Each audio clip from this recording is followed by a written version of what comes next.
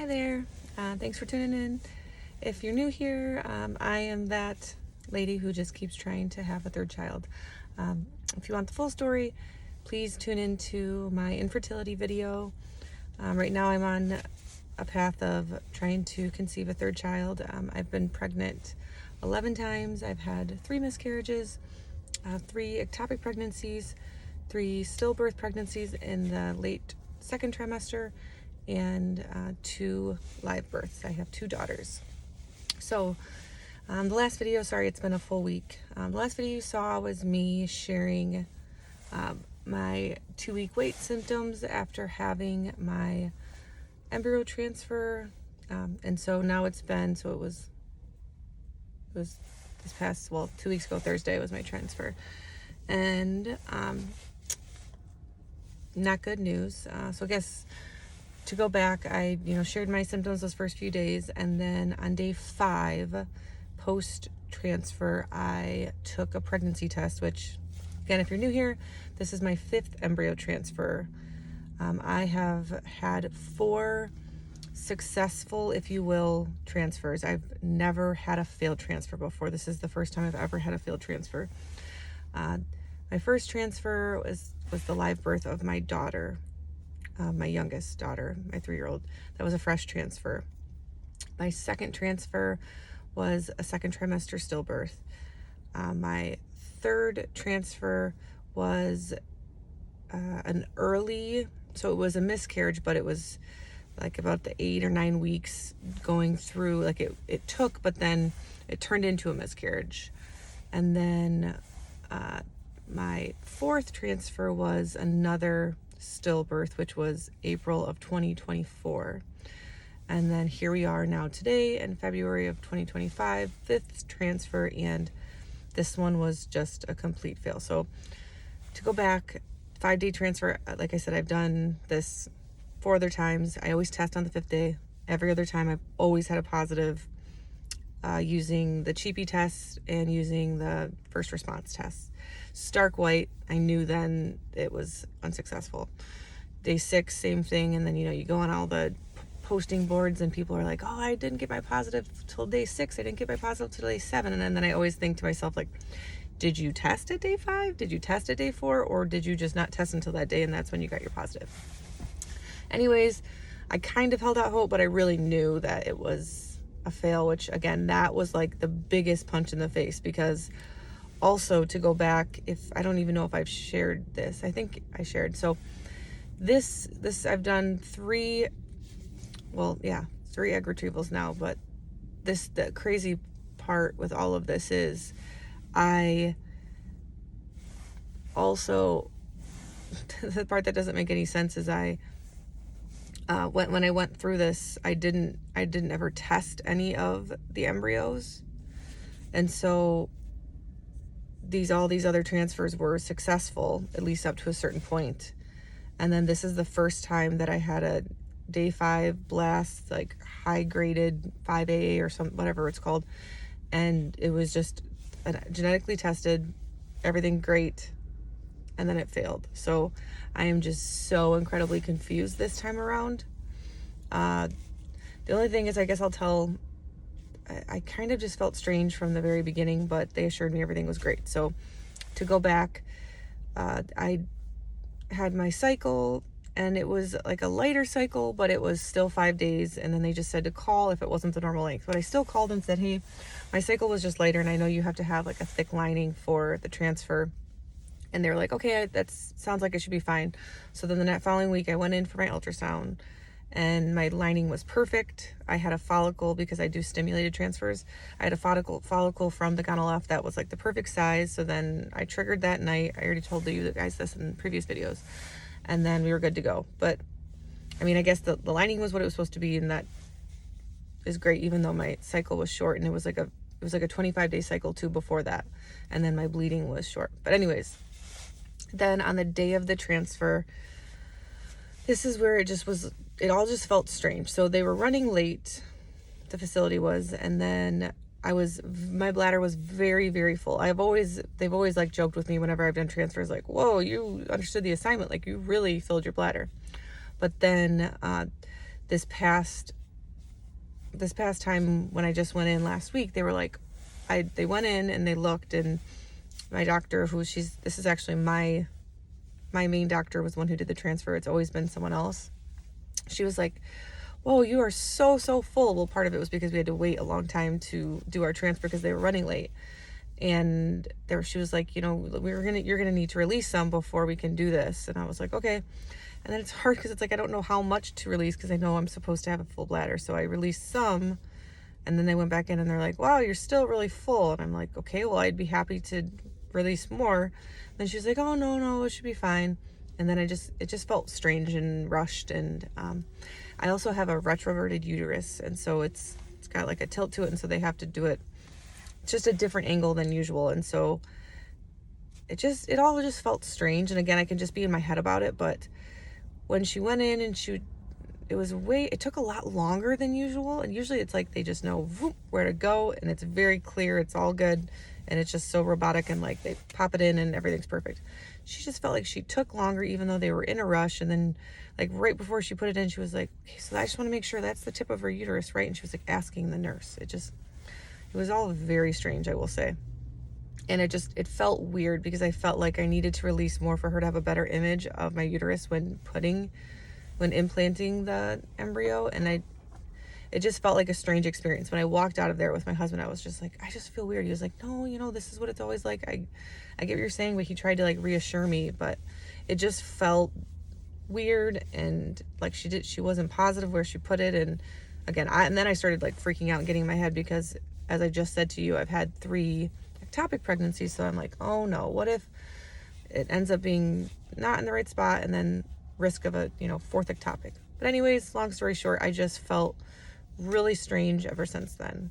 And to also give you some symptoms, if you're someone who is worried about your transfer or experienced it to not be successful, I had like a lot of cramping, like almost pain.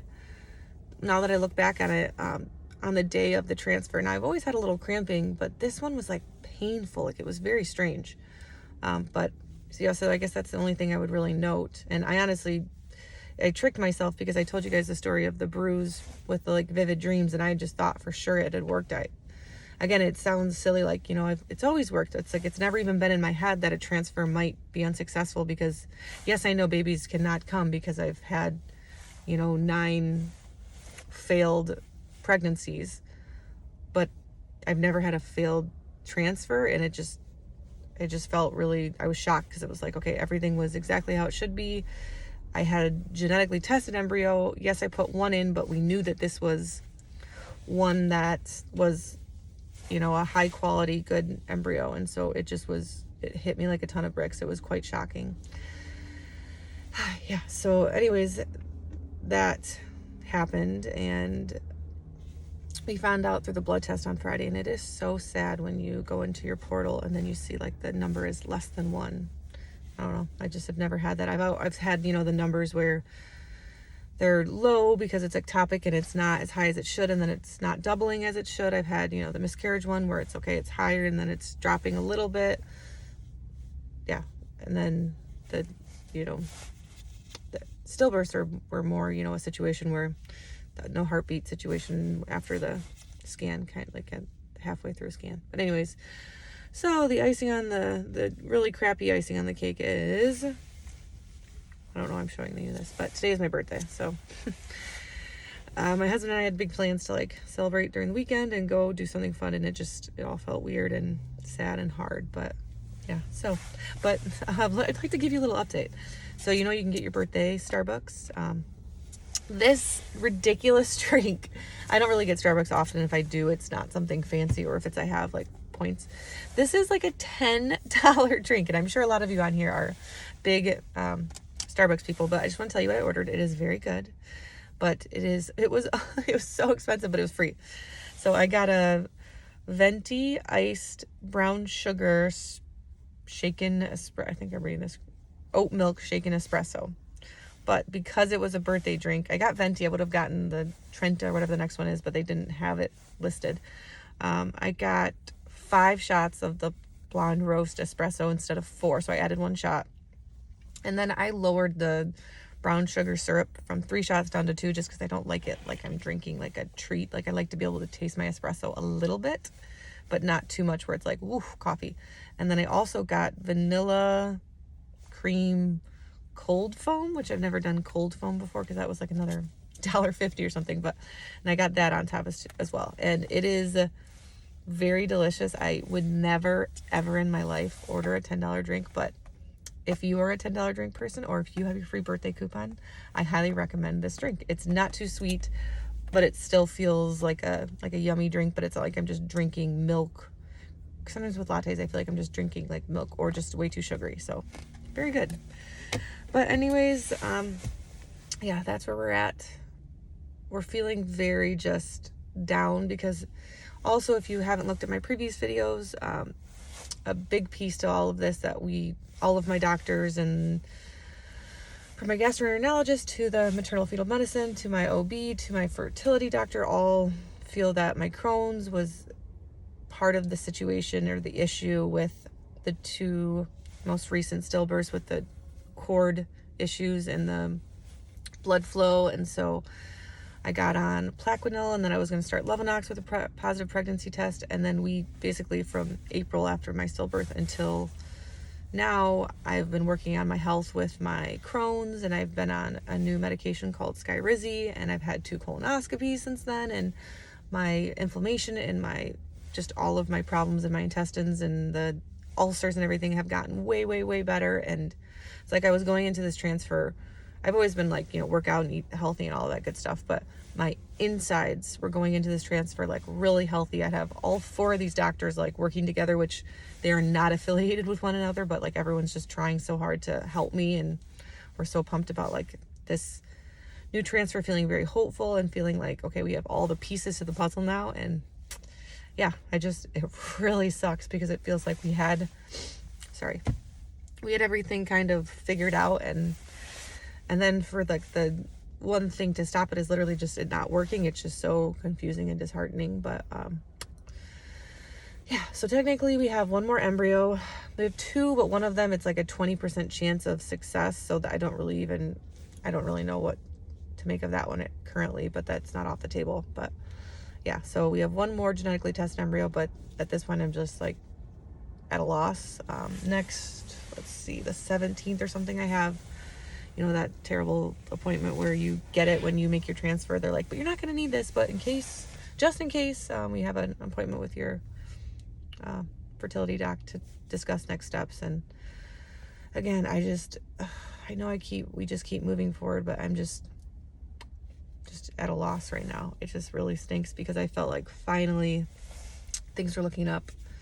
36 today, I just feel like awful, I guess. Like, and then the thing that I keep putting back in my head is like, okay, the minute this affects my 2 living children, like we just need to be done. And obviously there's been bits and pieces where it has, and with my pregnancies I get insanely ill in the first trimesters, and all that, but I just, I can't let this affect my family. I can't let this affect my children. And once it does, it's like we just need to close this door. But again, I know I've had a couple comments saying like, I don't understand, why would you have 2 beautiful children? It's not like you don't have any kids. Like, why do you keep doing this to yourself? And you don't get it unless you go through it. So I don't know what to tell you. Like, this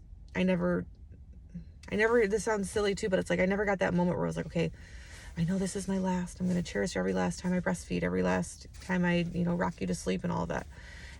With both of my daughters, it was like, okay, we have to cut off nursing because we've got to do fertility treatments, or we're going to try to do a transfer. I need to get on meds and I can't be nursing, or, just all of that stuff just felt like, okay, this isn't it. This isn't final. We're not done. And I just